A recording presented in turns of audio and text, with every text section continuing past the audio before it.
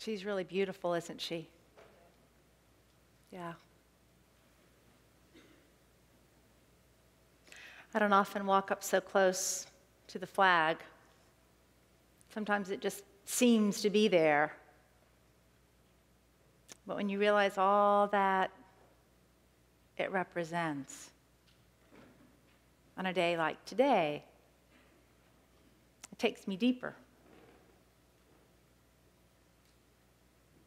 There are people in the room today that we want to honor. There are people in the room today on this Veterans Day Sunday who have cared so much about this flag and all that she represents that you have placed your life on the line so that we could be here in freedom today, so that we could stand safely in election lines last Tuesday.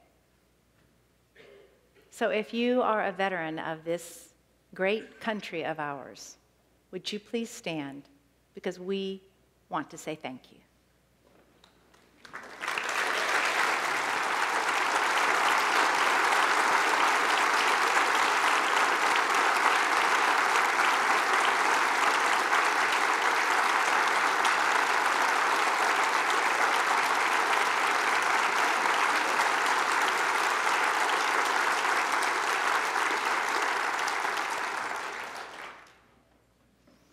Is there anyone here who is currently serving? Yes, we want to honor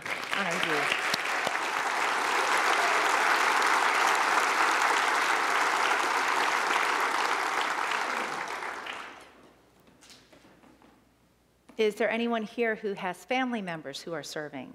Would you please stand? We want to honor you as family. Yes.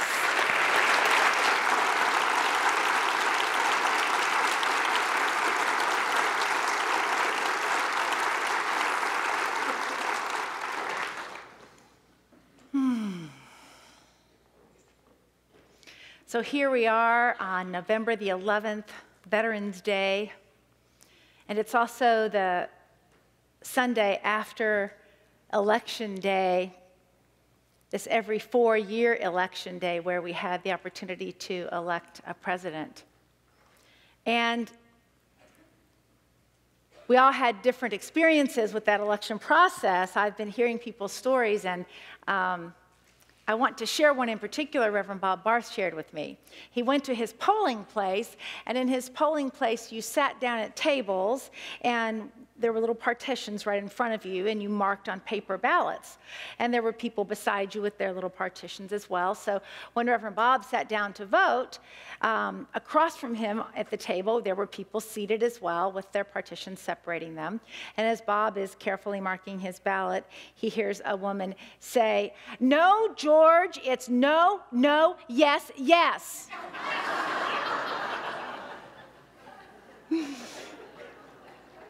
Which makes me wonder what it would have been like had I tried to instruct my husband in how to vote, or vice versa, for that matter.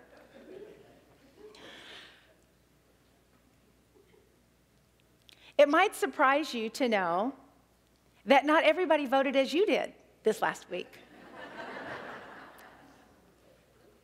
Sometimes we forget that. And so there are many feelings in the room today. Some of the feelings in the room today are elation and celebration. And some are anger and hurt. There may be hopefulness, there may be hopelessness. I've been talking to people this week and hearing all manner of statements about how people feel about our country, about the election, about our president, about our candidates, about the process. And there is a broad array of feelings present here today, I can assure you. And so, as we're faced with that, the question is, what do we do? The 18th century French philosopher Voltaire said, "I do not agree with what you have to say, but I'll defend to the death your right to say it." I do not agree with what you say, but I'll defend to your death the right to say it. So how is it that we're to respond to the climate that's out there right now? And here's what I want to suggest to you, is that now more than ever, the world needs our unity teachings. Now more than ever, our country needs our unity teachings. We who understand these positive, practical teachings are called into service. We are being called into service right now. And so I'm going to suggest to you that when you're faced with a challenge that looks like it's unsolvable, that you ask yourself 3 questions, and you may want to write these down in the notes section of your bulletin today, these 3 questions, because they apply to where we are following an election. They also apply to other challenges that you might be facing in your life.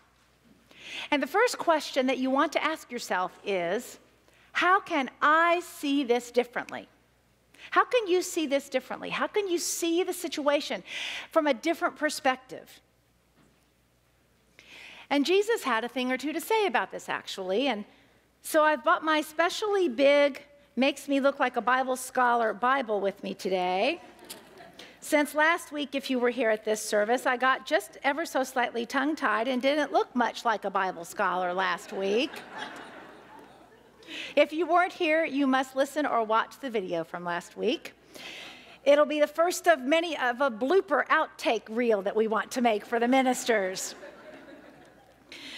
In fact, I did so well with it last week that at our party Friday night, the Fall Face celebration event that we had over there at the Ritz-Charles, you know, there was wonderful music and dancing, and I was out there dancing every dance and singing the songs, singing the words to all the songs. And so one of our congregants, who shall remain nameless, though she sits in the front row, came right up to me and said, "Patricia, it doesn't matter that you're not a very good Bible scholar.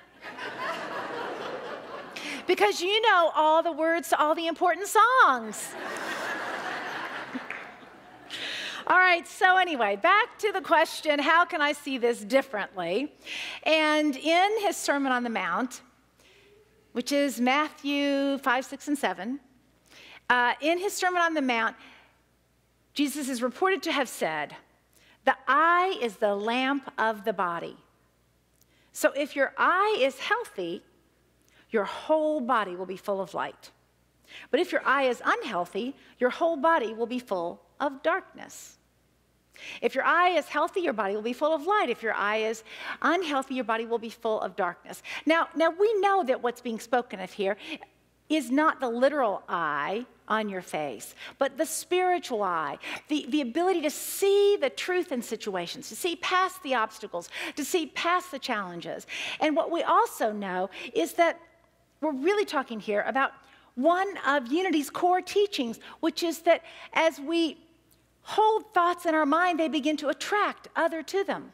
So when you are bearing light-filled thoughts, when your eye is full of light, then you're going to attract to you positive experiences, divine solutions to move through whatever the situation is. So when you ask yourself, how can I see this differently? What you're really asking is, how can my inner eye be more filled with light, which will then fill my life with light and fill my consciousness with light as well.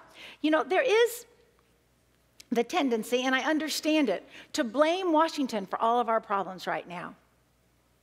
But if we blame Washington for all of our problems, we disempower ourselves. There's a truism in organizational circles that says, as above, so below.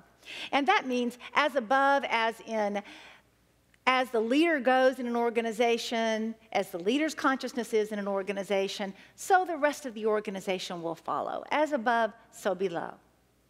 But I'd like to suggest that in a democracy, in this country, it's intended to be as below, so above, right? Because as the people speak, so above. As we shift our consciousness, that impacts and inspires a more enlightened consciousness. So the unity way of looking at the world is needed right now. It is absolutely needed right now. And the way to empower yourselves is to take your power back. It's already within you. Don't allow yourself to become a victim to what others are doing. because we need your way of looking at the world. I've been speaking to a lot of people about how they feel after this election. And one man I spoke to said he feels he won't survive the outcome of this election. And I heard the deep pain as he spoke those words. And I don't deny him his feelings. And I invite us all to know that every moment is a moment of choice as to what you'll be thinking. You have a choice as to what you'll be thinking.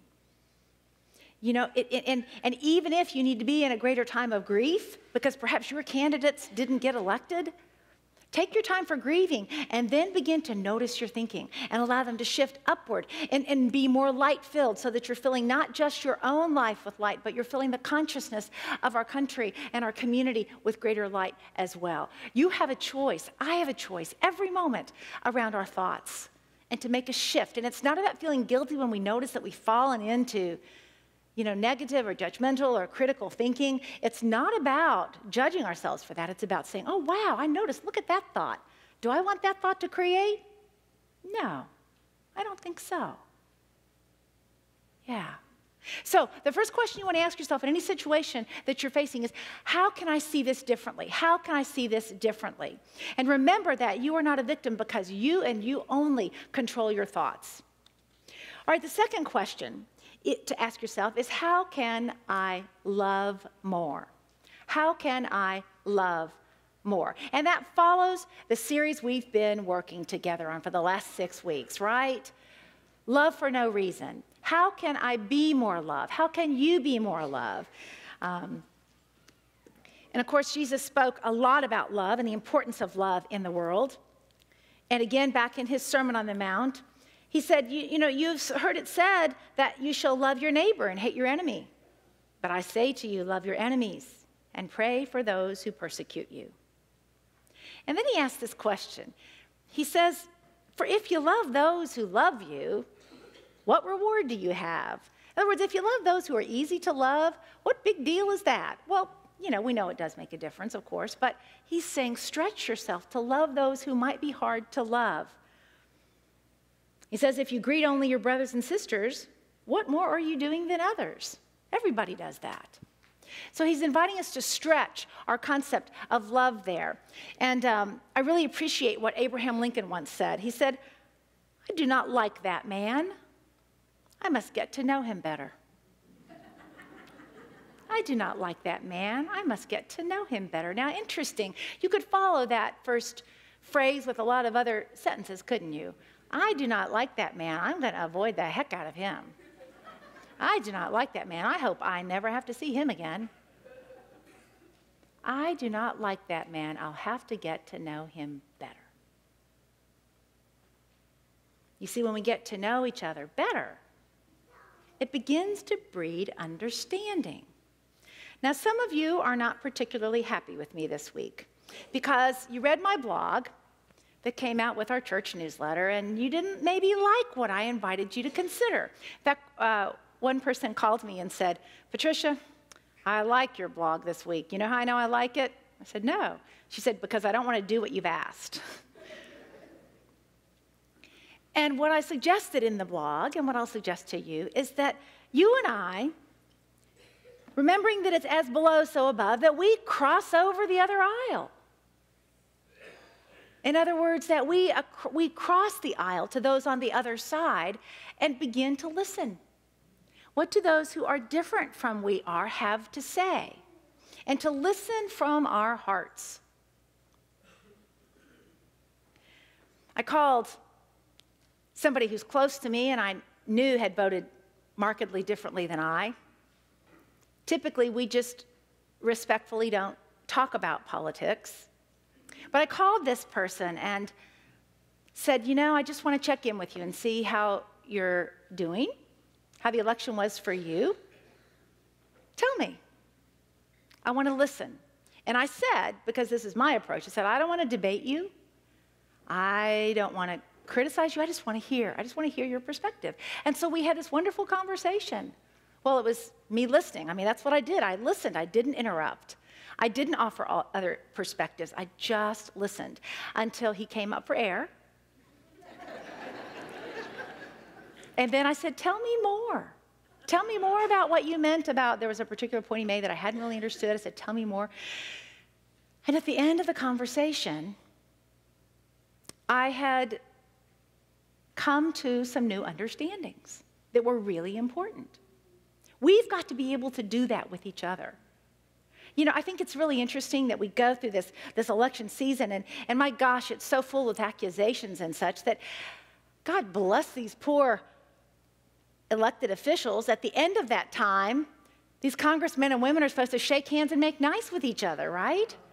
After they've just finished all the name calling. I mean, that can't be an easy thing to do. And if you and I can't do it, how in the world can they do it? So I say, let's model it. Let's reach across. Let's just ask people how they're feeling and tell them you're just going to listen. You're not going to debate. Experiment with that. See how that goes. Because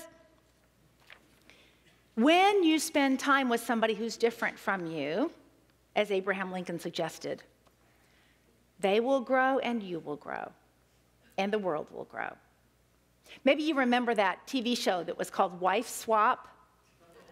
Do some of you remember that? The way it worked was this. Okay, every week they would take two women and they would switch households. And of course, for dramatic effect, they picked women who were part of households that were diametrically opposed, different in every way. You know, and then they would put them in one another's household for, I don't remember if it was a week or two, and they would have to experience what it was like to live in a home with different rules, different values, different perspectives, and the progression would go like this. It would start off with horror, absolute horror. You do what?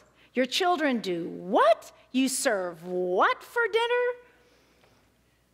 And then it would go from horror to all manner of conflict, because then the wives would try to impose their higher, mightier way of being upon the family. And then eventually it would move to understanding. And that's what happens. That's what happens when we have the courage to listen to others. Oh, and you won't necessarily change your way of being, but you have an understanding. You know, you got to understand before you can come to solution, right? You have to understand before you come to solution. Okay, so we've got 2 questions so far. And the first one is, how can I see this differently? And the second one is, how can I love more? Anytime we judge anyone, we are keeping someone out of our great big Christ heart. Anytime we do that. All right, so the third question is, and you know this one's coming, what action can I take? What action can I take? One of the fundamental unity teachings is that through thoughts, words, and action, we live the truth we know. In other words, we put the truth that we study and teach and discuss in here, we put it into practice in our lives. We had a great example of that in the men and women who stood earlier in the service as veterans. Because some of you who stood served under commanders-in-chief that you voted for. And some of you who stood served under commanders-in-chief that you did not vote for. And yet serve you did. So the question is, what actions are you and I to take? And only you'll know when you turn within and ask those questions. How you act every day shows the world what you really believe.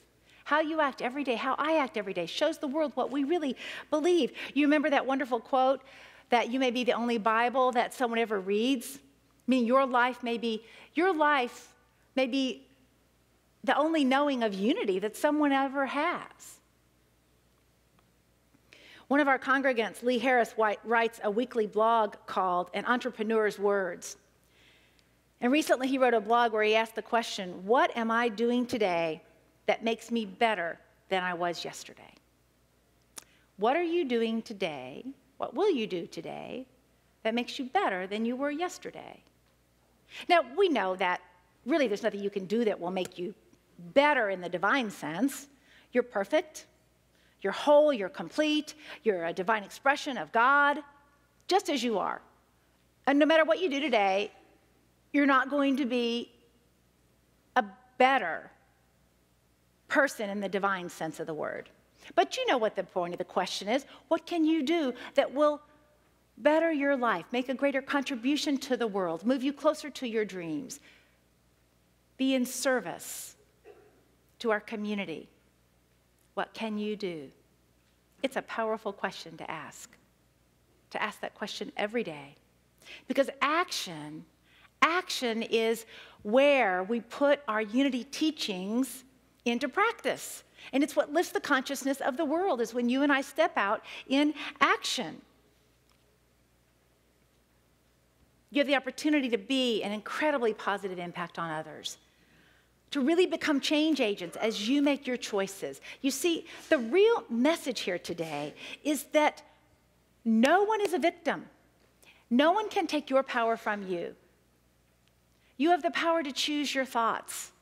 When you ask, how can I choose to see this differently? You have the power of choice to choose your thoughts. And when you ask, how can I love more? It's a choice. It's a choice to love more. And when you ask, what action will I choose to take today? It is a choice. And you shift yourself out of that place of victimhood, because I know it's discouraging. I've been reading Facebook posts, some of you have too, and it's really interesting to look at those posts. Some people are saying the exact same thing even though they voted for different candidates. They just fill in the blanks differently, right? It's really interesting. But there's a lot of hopelessness out there. There's probably some hopelessness in the room here today. I'm inviting you to make a different choice. Do any of you here know somebody who is so positive-minded that you would never dream of being negative in their presence? I mean, sincerely positive-minded, not like a Pollyanna, but they can always see the opportunity. They can always see the opportunity and the challenge. And so you don't complain around them. You rise to their level. You start looking for the good, right? Some of you in this room are that for me. You are so positive. What if you could be that for everyone? What if that was what if people thought of you when I asked that question, right? And you were the positive one. If you do that, people will rise to your level. If you're a person that sees the glass as half full, then others are going to see it as half full too, and together you'll find solution. That's the way it works. Now, I'm not talking about being in denial of your feelings. I'm not talking about denying the facts of a situation. I'm talking about elevating your way of thinking to see the truth in the situation. You can make a different choice. And as you do, you lift what might be hopelessness in our country. So how can I see this differently? How can I love more? And what action will I take today? In the spirit of Veterans Day, I'd like to end today by sharing with you a story of a veteran who, while he was in service, appeared to not have a choice in a particular situation, and yet he made a choice. Maybe you've heard his name, Dakota Meyer. He recently won the Medal of Honor, the highest military decoration that one can receive, for his acts of heroism. It was back on September 8th, 2009. He was serving in Afghanistan when he heard on his radio that there was a Taliban attack on a nearby village. Members of his unit and a number of allied Afghan fighters were being bombarded by enemy fire. And Dakota asked permission to go in, to defend, to make a difference, to help people escape. And he was told no, because it wasn't safe. He would be putting his life in harm's way in a way that made no sense. And so repeatedly he asked, and repeatedly he was told no. Now, I don't understand enough about how it all works in the military, but what I do know is that this Marine went in anyway. In fact, he went into what's called the kill zone 5 different times.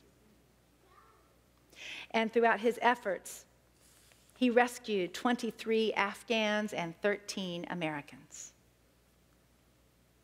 He also brought back 4 bodies of his fallen brothers. Meyer said that he expected to die that day, too. And he's very humble when he talks about this experience. He focuses on the guilt and pain that he feels because of those 4 men whom he wasn't able to save. And he said, it's hard getting recognized for the worst day of your life. It's a really tough thing. There's not a day, not a second that goes by when I don't think about what happened that day. I didn't just lose 4 colleagues that day, I lost 4 brothers. I went in there to get those guys out alive, and I failed. So I think it's more fitting to call me a failure than a hero. But during the Medal of Honor ceremony, our president said this to him: Dakota, I know that you've grappled with the grief of that day, that you've said your efforts were somehow a failure because your teammates didn't come home. But as your commander-in-chief, and on behalf of everyone here today and all Americans, I want you to know it's quite the opposite. You did your duty above and beyond, and you kept the faith with the highest tradition of the Marine Corps that you love. Because of your honor, 36 men are alive today.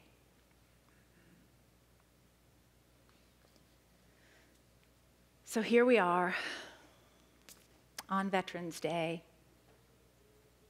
the day following a presidential election.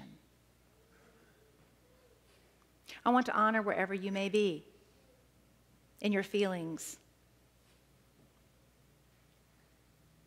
But I hope that we can agree on one thing, and that is that this flag is a beautiful flag. That we are blessed to be in this country, that we are blessed to be able to worship here, that we are blessed to be able to cast our vote. I am proud to be here in the United States of America. God bless you.